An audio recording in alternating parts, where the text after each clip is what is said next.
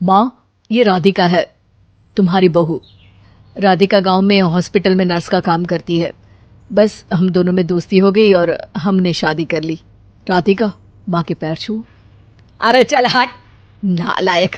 अरे मैंने क्या क्या सपने देखे थे कि तेरी शादी किसी अमीर घर में करूंगी और दहेज में लाखों रुपए लूंगी, और तू गांव की इस मामूली लड़की को मेरी बहू बनाकर ले आया।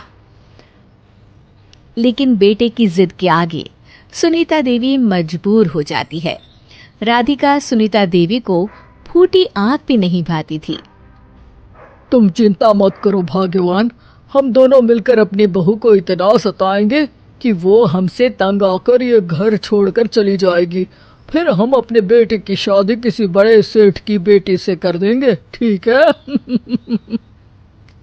अगले दिन सुनीता देवी अपने बेटे का कमरा साफ कर रही होती है। तभी बहू के सामान में उसे एक बड़ी बड़ी मूंछों वाले आदमी की तस्वीर दिखाई देती है और उसके कंधे पर एक बड़ी सी बंदूक टंगी होती है। तस्वीर के नीचे लिखा होता है डाकू मंगल सिंह। ये किसकी तस्वीर है बहू? ये मेरे पिताजी की तस्वीर है। बस फिर क्या था, ये सुनते ही सुनीता देवी के हाथ पैर कांपने लगते हैं। वो भागती हुई सीधा अपने पति के कमरे में जाती है। अरे गजब हो गया जी, गजब। अरे क्या हो गया भाग्यवान? हमारी बहू एक मशहूर डाकू मंगल सिंह की बेटी है। हे भगवान, अब क्या होगा? क्या कहा? डाकू मंगल सिंह? अरे मर गए रे। सुना है वो तो बड़ा ही खतरनाक डाकू है, मारता ज्यादा है गिनता कम है। लोग तो लोग, पुलिस वाले भी उसके नाम से कांपते हैं। अरे सुना है वो तो हर हफ्ते 2-4 लोगों का ऊपर का टिकट कटवा ही देता है। हे भगवान, अब हम क्या करेंगे? ये हमारे नालायक बेटे ने कैसी मुसीबत हमारे गले बांध दी। हाँ वो तो है, अगर हमने बहू को जरा भी तकलीफ दी तो उसका बाप मंगल सिंह हमें गोली से उड़ा देगा। अब जो मैं कहता हूँ उसे ध्यान से सुनो। तुम बहू से बिल्कुल घर के काम मत करवाना, और ध्यान रहे उसे किसी प्रकार की तकलीफ नहीं होनी चाहिए, समझ गई ना? और ऐसा ही होता है। अगले दिन सुनीता देवी रसोई में खाना बना रही होती है कि तभी, ये क्या माँ जी, मेरे रहते आप खाना बना रही हैं? चलिए हटिए, मैं खाना बना देती हूँ। अरे नहीं नहीं बहू, तू यहाँ क्यों आ गई? जा, तू अपने कमरे में जाकर आराम कर, मैं खाना बना लूंगी। सुनीता देवी जिद करके राधिका को भेज देती है। फिर एक दिन, अरे फर्श पर कितनी धूल जमी है, माँ जी देखेंगी तो नाराज हो जाएंगी, मैं अभी यहाँ पोछा लगा देती हूँ। राधिका जैसे ही पोछा लगाने लगती है कि तभी उसके ससुर की नजर उस पर पड़ती है। बंसीलाल भागता हुआ वहां आता है। अरे नहीं नहीं बहू, तुम ये क्या गजब कर रही हो? बहू तो बेटी समान होती है, और हम ना अपनी बेटियों से काम नहीं करवाते। तुम आराम से बैठकर यूट्यूब पर किड लॉजिक चैनल की सास बहू की कहानियाँ देखो। वो लोग ना बहुत अच्छी अच्छी कहानियाँ बनाते हैं। सच? आप देखते हैं? अरे मैं तो रोज देखता हूँ। शहर की बहू तो मेरी फेवरेट कहानी है। हाँ, ये कहकर बंसीलाल पोछा लगाने लगता है। इस तरह राधिका के सास ससुर सारा दिन उसकी खुशामद में लगे रहते हैं और उसे किसी महारानी की तरह रखते थे। कैसा लगा बहू? पिज्जा टेस्टी तो है ना? अच्छा, मीठे में क्या खाओगी बोलो तो?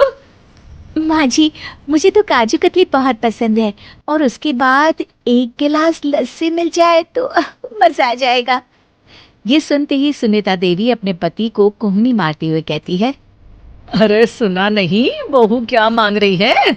जल्दी से भागकर बाजार जाइए और सब खरीद कर ले आइए। हाँ हाँ भाग्यवान, अभी जाता हूँ। राधिका की तो 5 उंगलियां घी में थी। वो तो अपने ससुराल में मजे कर रही थी। दूसरी तरफ राधिका की सास उसके लिए कभी नई साड़ी खरीद लाती तो कभी उसके लिए नए गहने बनवा देती। फिर एक दिन डाकू मंगल सिंह अपनी बेटी राधिका से मिलने अपने आदमियों के साथ आता है। उन सबको देखते ही राधिका के सास ससुर डर के मारे कांपने लगते हैं। मर गया रे। डाकू मंगल सिंह तो सच में कितना डरावना दिखता है, ऊपर से इतनी बड़ी बंदूक लेकर घूमता है। कैसे हैं समधी जी? क्या हुआ? आप इतना घबरा क्यों रहे हैं? और आपको इतना पसीना क्यों आ रहा है? आपकी तबीयत तो ठीक है ना? जी अभी तक तो ठीक है, पर लगता है बहुत जल्द खराब होने वाली है। क्या कहा आपने? जी जी कुछ नहीं, बताइए बताइए कैसे आना हुआ। दरअसल आज आपके शहर में हमारी नाटंकी मंडली का प्रोग्राम है, तो इसी बहाने सोचा बेटी का ससुराल भी देखता चलूं। ये सुनते ही राधिका के सास ससुर हैरान हो जाते हैं। क्या कहा? आप नौटंकी में काम करते हैं? हाँ माँ जी, पिताजी डाकू की एक्टिंग बहुत अच्छी करते हैं, उन्हें तो कई अवार्ड भी मिल चुके हैं। और ये बंदूक, ये तो असली लगती है। तभी राधिका के पिताजी अपनी नकली मूंछ निकालते हुए कहते हैं, इस मूंछ की तरह यह बंदूक भी नकली है। ये तो छर्रे वाली बंदूक है, इससे तो मैंने आज तक चिड़िया भी नहीं मारी। और खोदा पहाड़ निकला चूहा, इसका बाप तो मामूली नौटंकी वाला निकला, और हम इससे डर कर बहू की नौकरों की तरह सेवा कर रहे थे।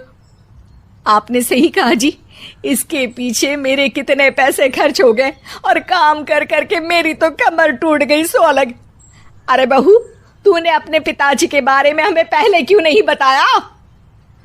राधिका मुस्कुराते हुए कहती है, आपने तो कभी पूछा ही नहीं ना माँ जी।